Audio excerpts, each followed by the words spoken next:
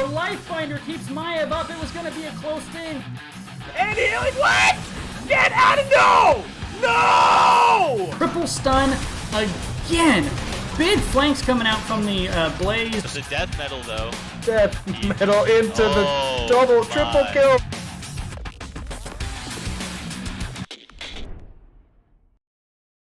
Hello, everybody. It is Crazy Day here in the stream. We're going to more plus the main. Now.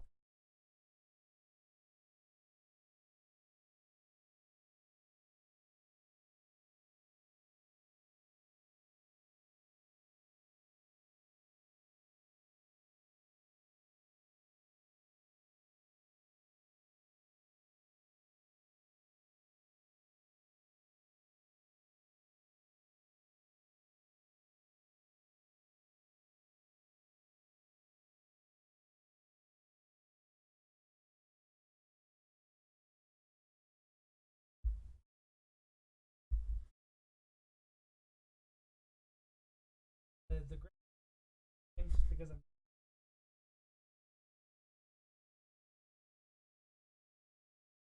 just going to do old fashioned without the graphic.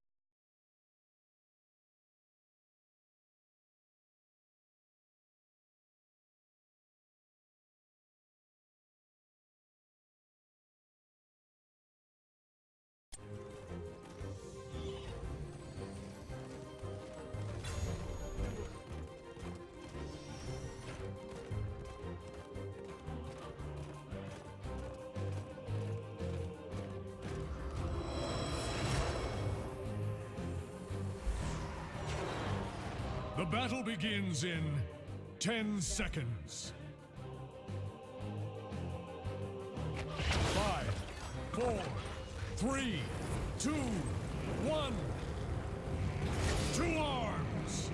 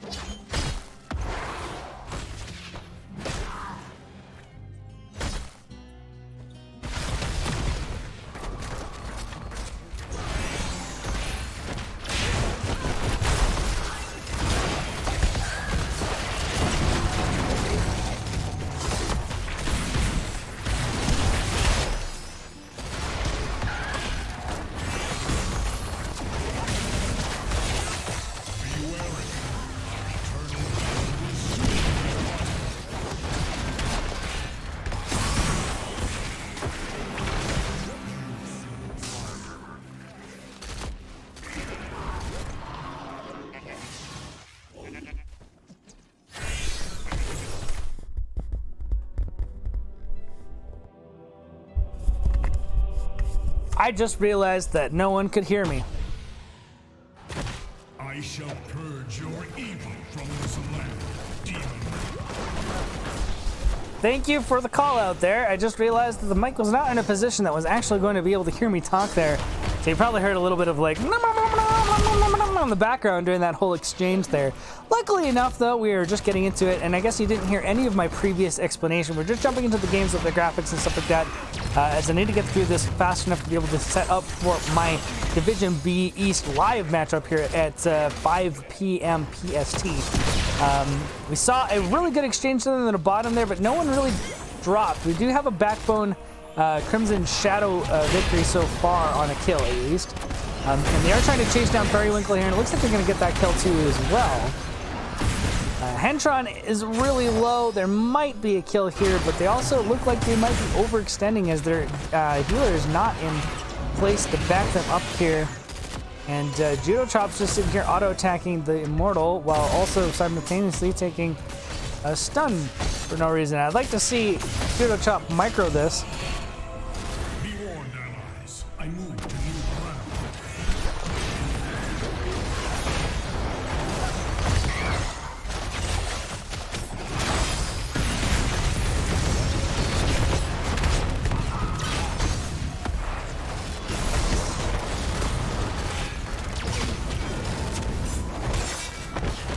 Samo 8 missed, trying to disengage his Malthael there. But with Imperius popping his stuff there, I think he's going to die. I don't really think Mal'Ganis can survive here without a counterattack, and that just wasn't going to come into place, especially with Artanis backing out. But Malthael's going to go in anyways, and I don't think he's going to survive that exchange. It was kind of a 3v1 with a lot of CC. Another stun comes out from Periwinkle on the Judo Chop. The Polymorph is probably going to come back out again to see if they can secure the kill, but the cooldown is still too long. But one good thing here for Backbone Crimson Shadow is they have done a really good amount of damage onto the Immortal here. They can get a decent re-engagement here and get the damage onto the Immortal itself, and there's some amateur opponent. Lilibel really pressing up onto the other side, trying to get some damage done, but the rest of the team wasn't interested in fighting, so it was good zoning. And that's going to allow Backbone Crimson Shadow to get the first Immortal, and actually a very healthy Immortal, which should be good.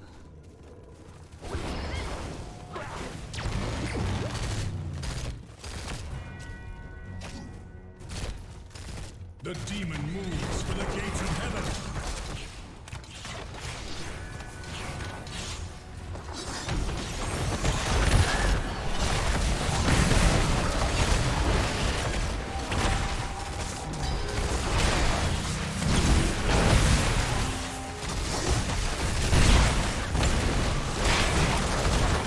Oh, we're going to see the front wall go down. They should be able to get a bit of damage onto the keep here. Maybe snipe this well. I feel like Artanis and Raynor definitely could have sniped this well without much of an issue. It's like Simulateness is going to get a double sleep that'll help them disengage Emerald Guard very low. The demon has fallen, but he will rise again. Malthael and Imperius fighting around in the top lane. Imperius is going to see the rotation from Malthael and realize that he has a lane advantage here. It is not going to actively clear the wave, which is a good play.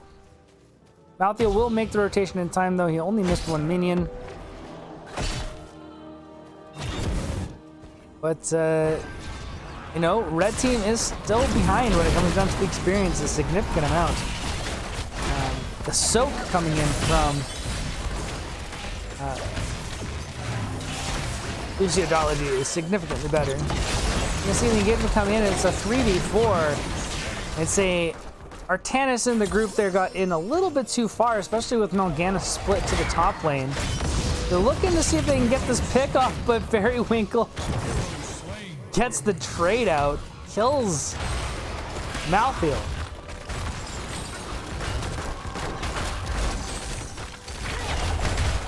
They're now going to pressure down this.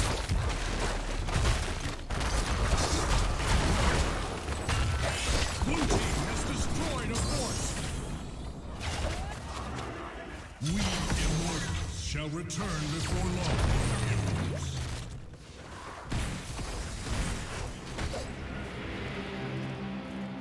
So it looks like Luciodology is going to position themselves either to take this, which they do with Bribe, and maybe even find an early fight, although it's Hentron eating most of the damage, has to use Haunting Wave to find his way out. Simulateness does not manage to land the stun onto Brightwing in that corridor, which was definitely the goal.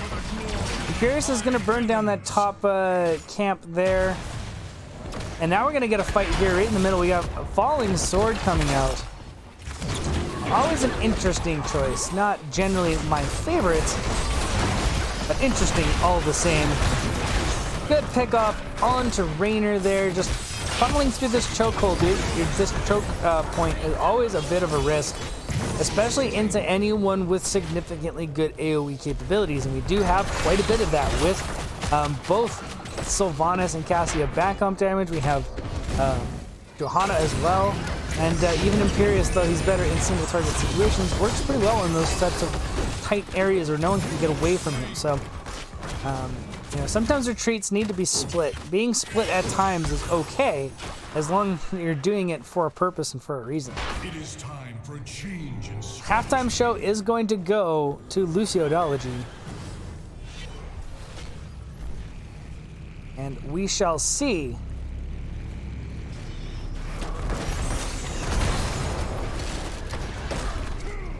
if Backbone Crimson Shadow can make anything happen.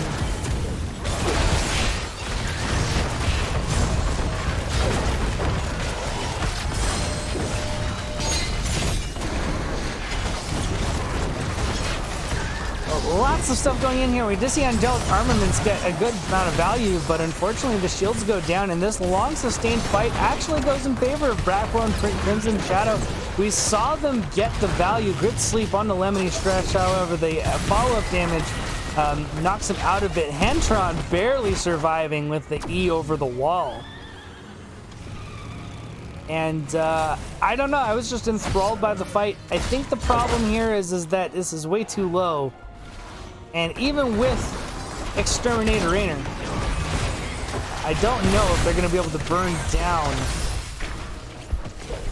it fast enough. And Emerald Guard is basically unable to stay on the front line. We're going to see the Wailing Arrow come out to try to pick him off there. He's got no health left. Like, there's no way he lives through any type of burst damage.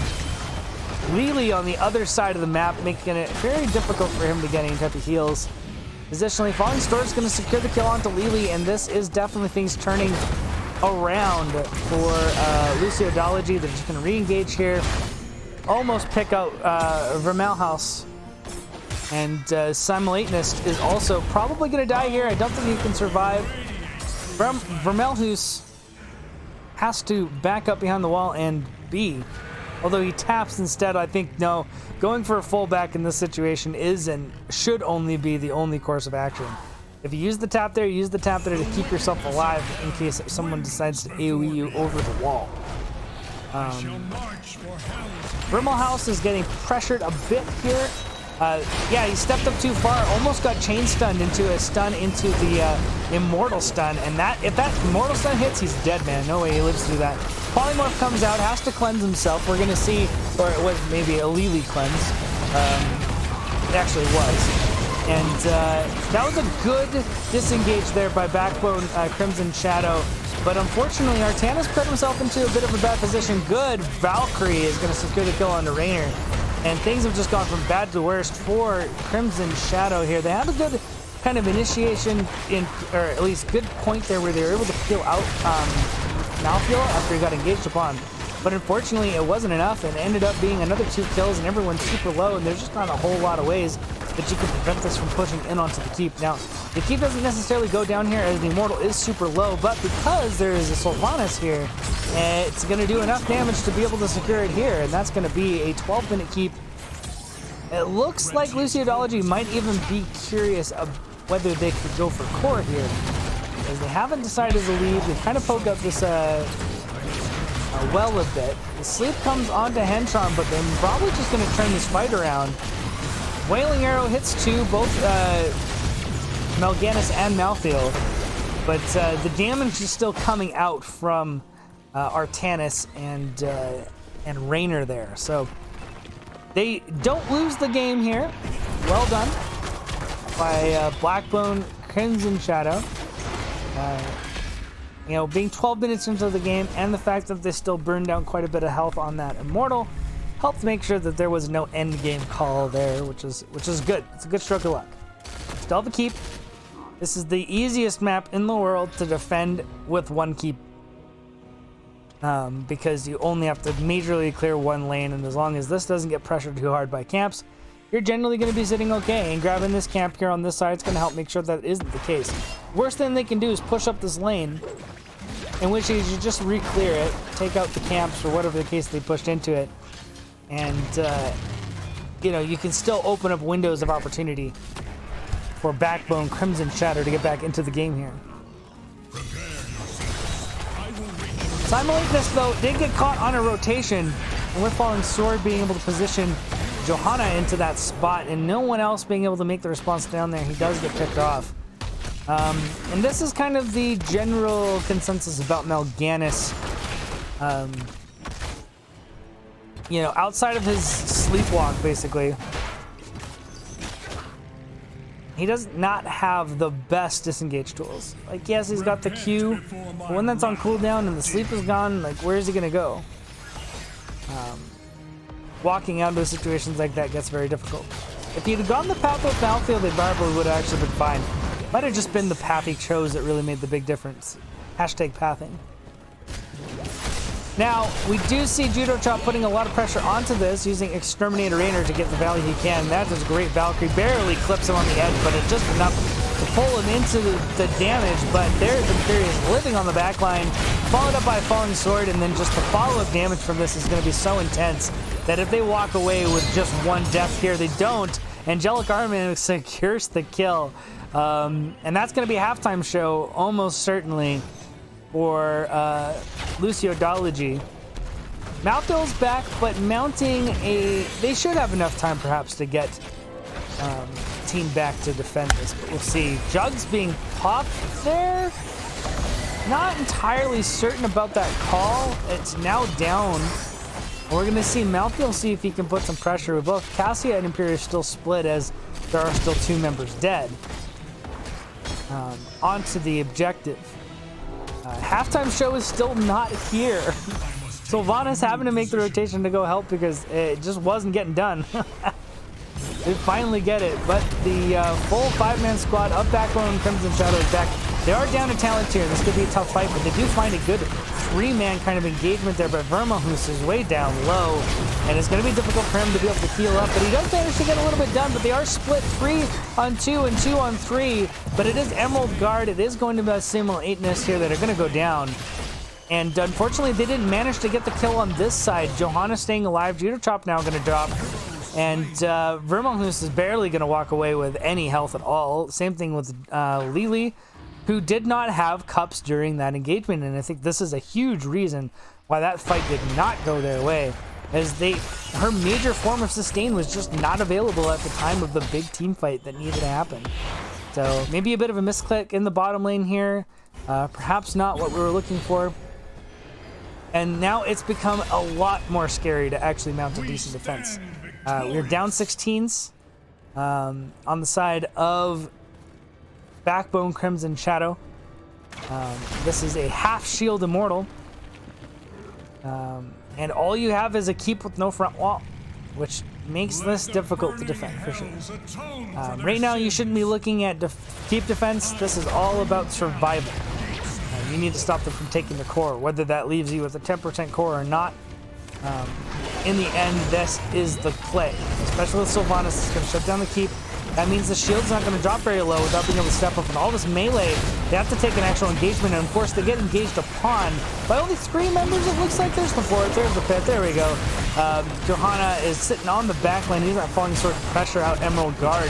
He does have to dive away. He stays alive. Angelic Armament's being popped, and now the damage is going to come through. And it's going to land on one of those targets that actually takes out both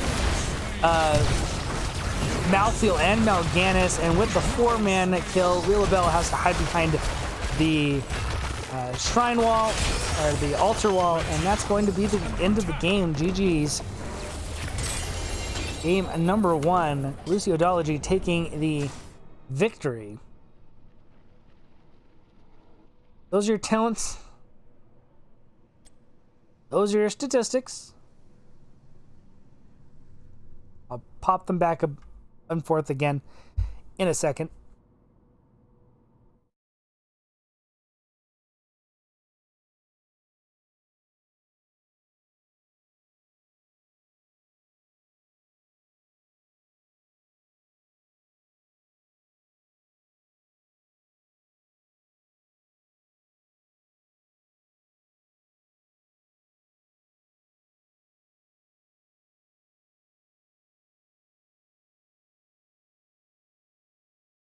Alrighty. While I set up the next game, actually, let me pop this back over onto the talent screen. Everyone can take another look one more time.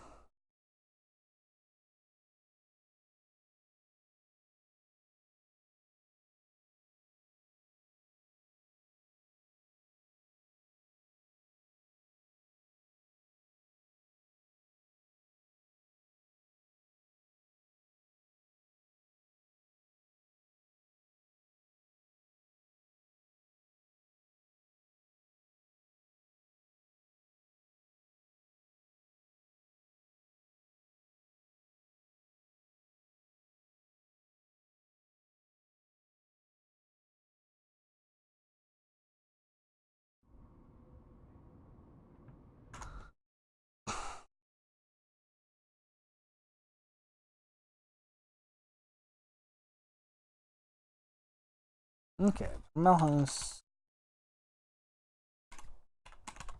is not on the roster. Okay, it's all updated. Let's get to the next match, shall we? I'm going to put us to a... Well, I'm not even going to put us to a break. I want to actually speed this up and get into the next one. Let's go to the overview. There we go.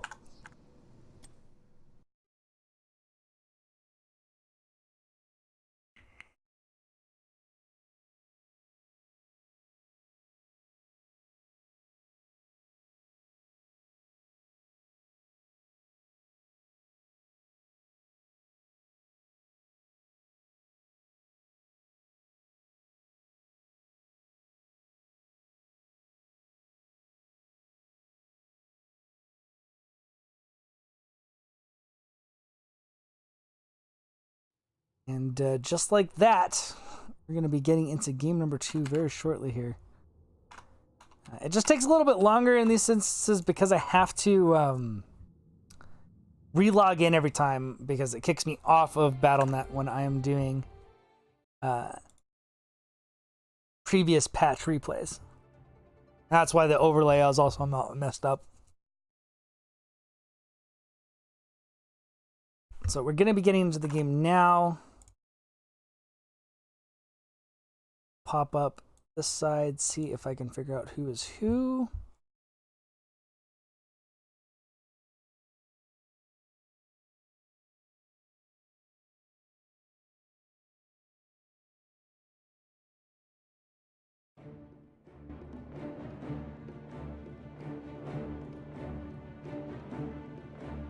And it'll be, and I will have the graphic up this time. Ready to go.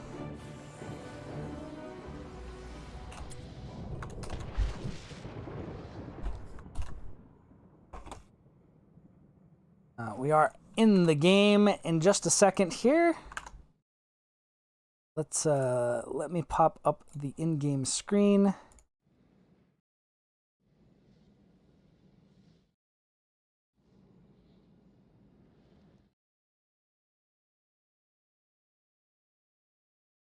And we'll start right away once I get the graphic appropriately set up.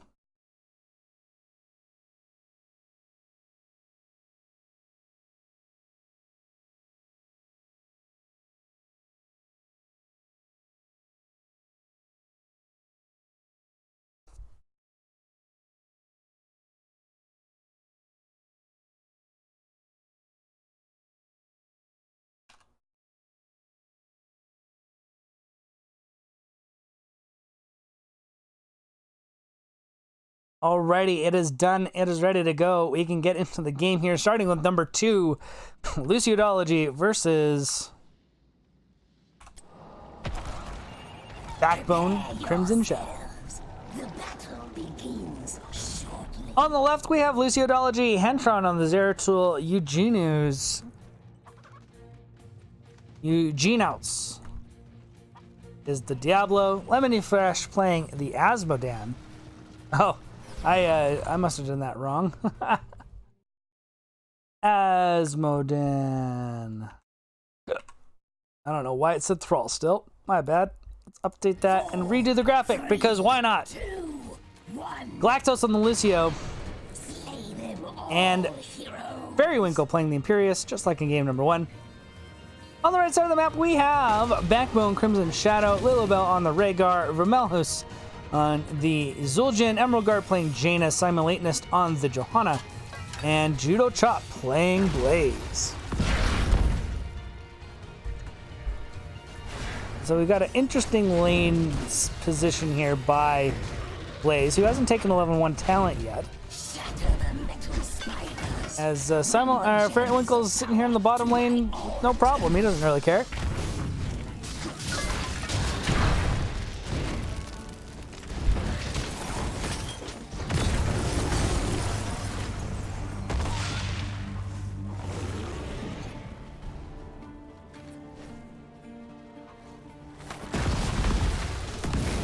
So it looks like standard rotation, but no one has made a rotation to the bot lane on the side of Backbone, Crimson Shadow. They finally do. Blaze is handling this. He goes for the double globe, but he only has the shield talent. Interesting. Endurance stim pack. Definitely not something you see quite.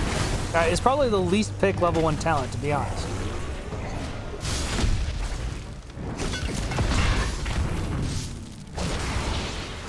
We're gonna see Judo Chop get pressured pretty hard there by Hentron.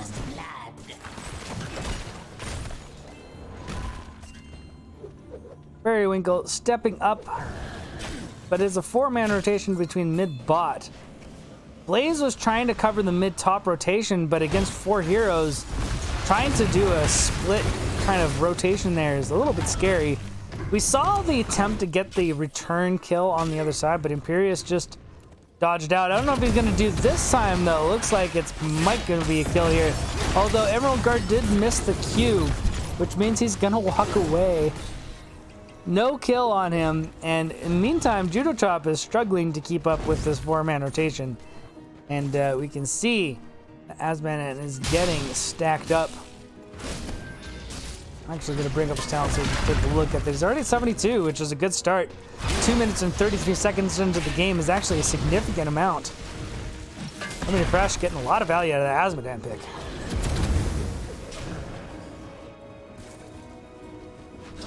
So continuing this mid-bot rotation with the Blaze in the top lane.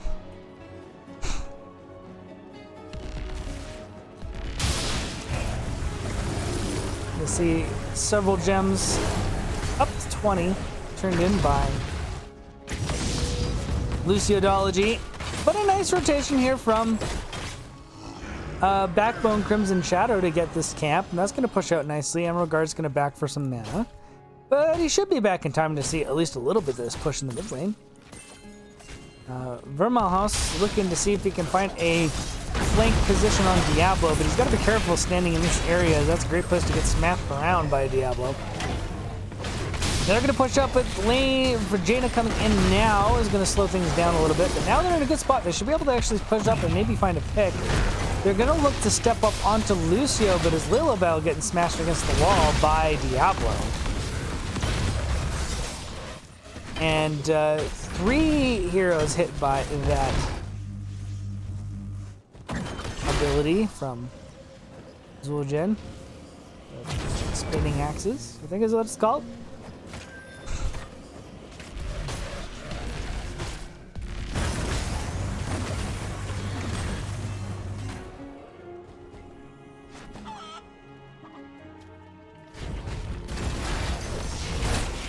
And we're going to see a bit of a progression coming up from Vermelhus and friends pushing up into this corridor. Four-man looking to see if they could pick off something, but again, they're not targeting the Diablo, who is actually probably the most exploitable as far as movement. And on the other side of the map, we're going to see Blaze get picked up, and he has significantly more mobility. Winkle getting pressured, but again, he's very mindful of this rotation, and they do lack a significant amount of hard CC. But the engagement coming down here in the mid lane, they might be able to find a Zeratul, but does land a big Q and then nopes himself out.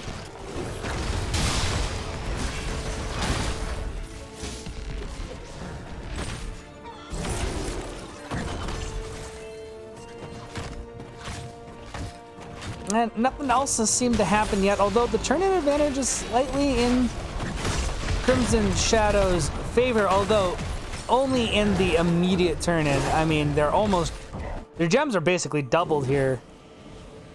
That's going to be another 7 turned in by Hentron, and they're still going to get the first turn-in, and that's not a good position. Hentron putting a lot of pressure on the Judo Chop, but he's low on mana, which means he's not going to be much help in this situation. Hentron's going to push up to see if he can get the extra damage. The burst coming in from Crimson Shadow is very good. 3-man stun. Might actually secure the kill with the auto attack from Zul'jin onto Lucio, and a little bit of signs of life here from Crimson Shadow. Now, the thing is they're going to be able to fast clear this. Lilibel, though, in big trouble, manages to get out, though Zeratul almost picks up the kill. But they can clean up top. It should be done now, and making a rotation into the bot lane, although good Asmodan Q. And they should be able to clear up this mid lane, but I think bot is going to actually push up pretty hard into the keep, or into the fort.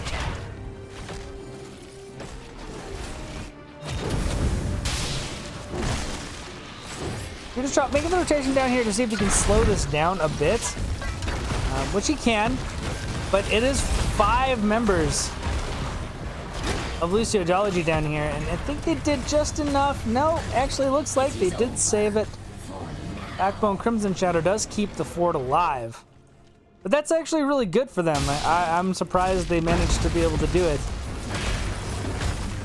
And while it was close, there is not a follow-up turn-in from Luciodology as of yet. And if Judo Chop can sneak these in, which he might be able to, he does. They don't really stall it out. He's going to put the pressure into it, plus a good BVP onto 4 members. Into APOC is going to land, and that's actually a pretty crappy position for Crimson Shadow, but they do seem to be actually peeling out a little bit. A lot of pressure being put onto Lilibel.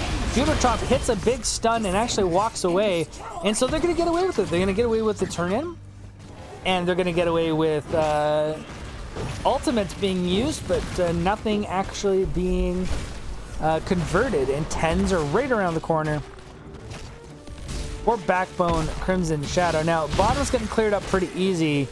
Mid's also getting done in by the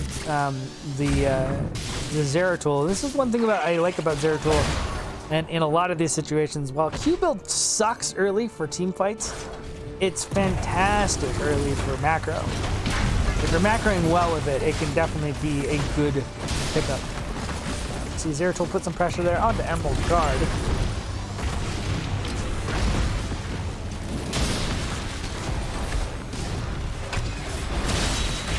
And now the engagement's coming in from Luciology. I mean, Winkle has to drop Angelic Armaments to stay alive. And then a 3-man Ring of Frost puts him into a lot of danger. Vermalhus gets the Ancestral, or did it miss him because he seems to have no health still? Do they have healing reduction at all on this side? I don't think so. So it must have hit a different target that I just didn't, my eyes didn't identify appropriately.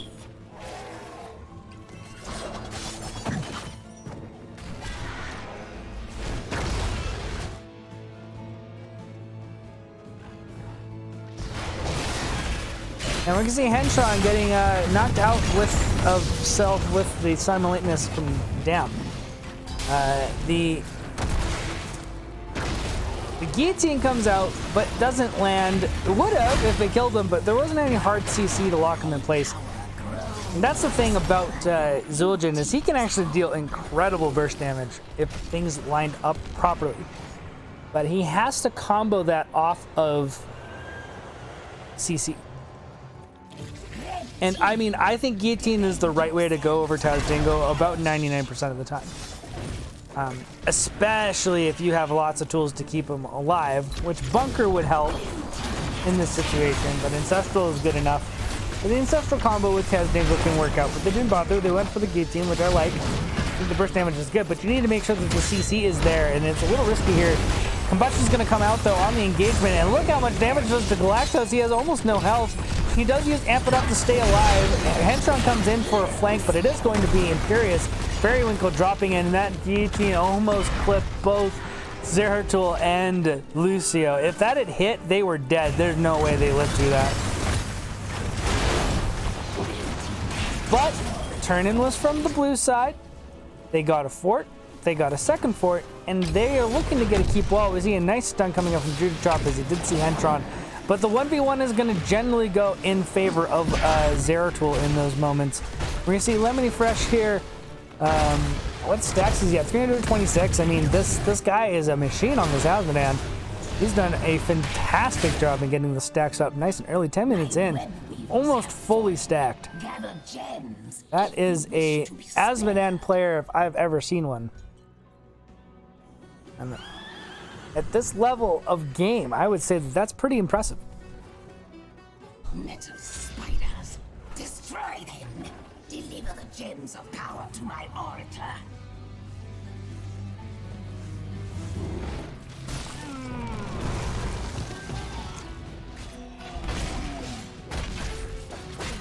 So things are back to mostly even. Luciodology have a decisive advantage right now in structures, and they are ahead by half a level in experience, but they no longer have a talent tier advantage, and turn-in advantage is actually on the side of Backbone Crimson Shadow. We're going to see a Ring of Frost hit 3 members.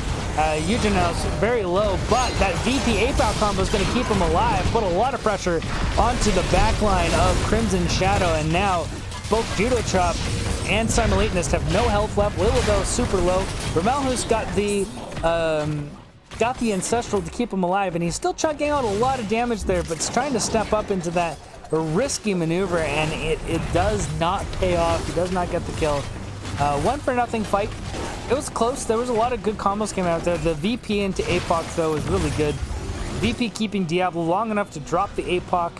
The APOC being good enough to be able to turn the fight around drastically. Force out a lot of the defensive cooldowns from Backbone Crimson Shadow. And then that's how it all turned around. Step 2 on my chords. Little kitty. Shut it. Lilibel is going to get collapsed on here. All the CC keeping her in place. And that is going to be another kill. Q's out onto the frontliners, but again, looking for the stacks. We're going to see Eugenous try to push in here on the front. That was a good guillotine. Definitely landed well, but he was basically... No, he wasn't. That was still a lot of damage. I think we have... No. Interesting. It's just a fully stacked Diablo. Just doesn't care. It doesn't deal that much damage. Hentron, nice job. Just completely jukes it. He might even still stay alive here. All the cooldowns used. He lives. Oh my gosh.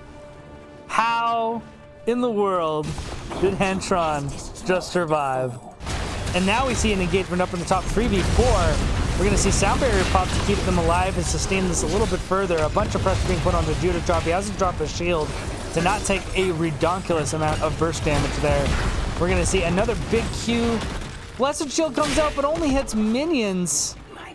That is an unfortunate turn of events there for Crimson Shadow. Now they're sitting in a spot where they don't have another turn-in yet. They don't have 16s. And Ring of Frost guillotine's the only ultimates they have available versus, and that's a great pickoff with that, with the globe onto him. I didn't see the whole thing. I think it was already sitting at pretty low health. And now that we have a completed 400 stack globe, that thing with the power-ups doing a ton of damage. So much so that it's not safe for Zul'jin to sit in at low health.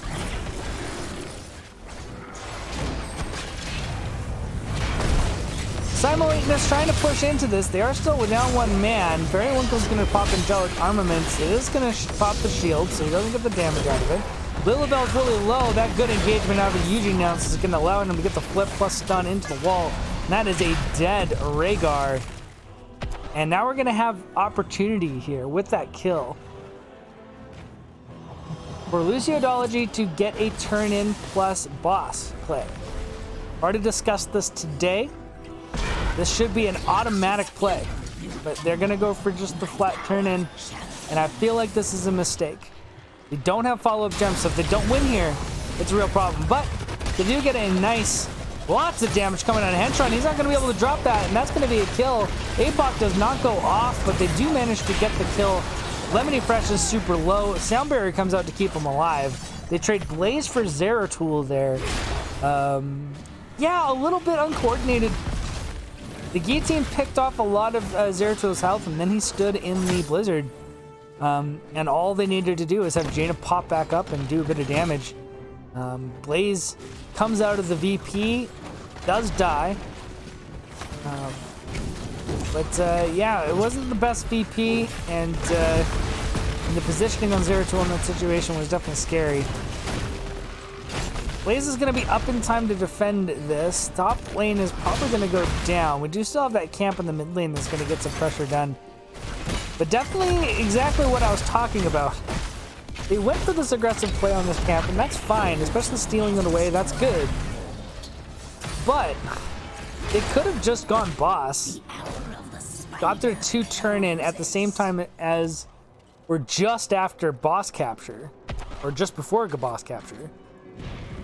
And they'd have been pushing that in the top lane with Web Weaver plus boss looking for the end of the game. So 2 times we've gone to Tomb of the Spider Queen, and 2 times we've seen them completely mess up that macro play, or at least not go for it, or whatever the case is. And I'd really like to see that be improved upon. We only have 25 gems, so now we're sitting at a point where boss ends the game, 19 to 17. So Luciodology is not going to feel confident in trying to push up too hard. Simultaneous is going to take a ton of damage from Periwinkle with that follow-up damage from Azmodan is going to secure the kill. Vermeil, who is going to walk up and grab those gems. They do almost have a turn-in, but with Johanna down, I think that the rotation up here to boss is kind of a no-brainer.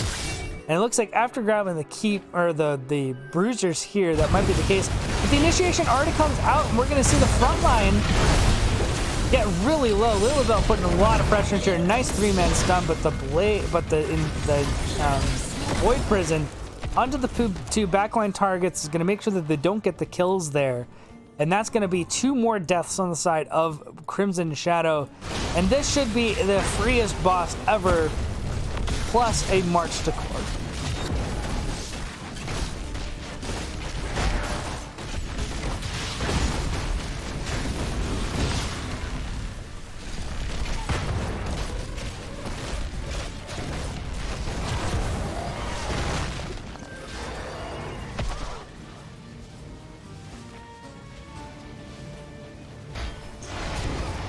Simultaneous trying to get ahead with the Guillotine coming down. That was a big use of it. But you want to use Guillotine as finishers, not necessarily as opening. On a short enough cooldown that he might be able to get another reset out of it if the fight goes long enough. But this is a boss pushing down the lane. Good pickoff though onto Diablo. That's just going to reset the souls.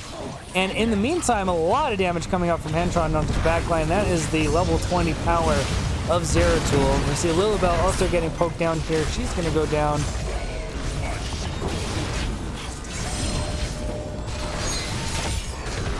Judo Chop almost dies. Simultaneous does go down.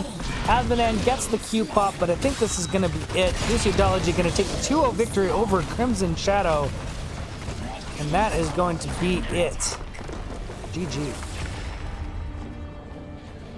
Those are the stats for you, or the talents, and we'll pop up the stats in just a second.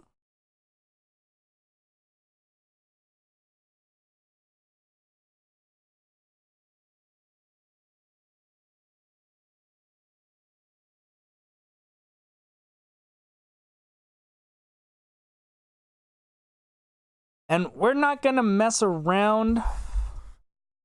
It's getting a little close here. I'm hoping that the Regen Phoenix game, if I run a tad, like a couple minutes late, isn't going to be a big deal. I'll let them know. I'll let Arrow know that that might be the case.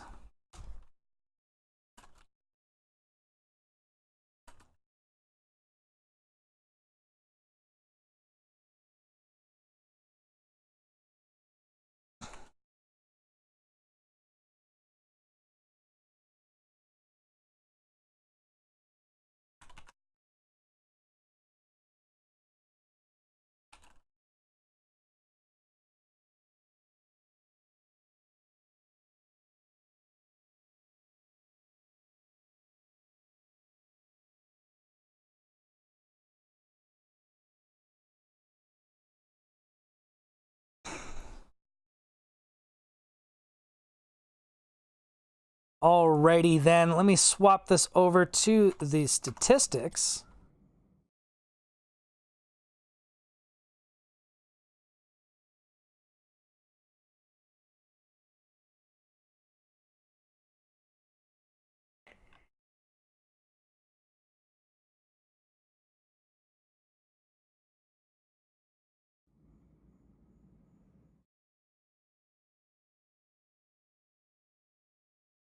All right, well, that's your end of game overview. Luciodology taking the 2-0 victory. And we're going to go to a we'll be right back as I set up the next set. We're going to get right into it. Be right back.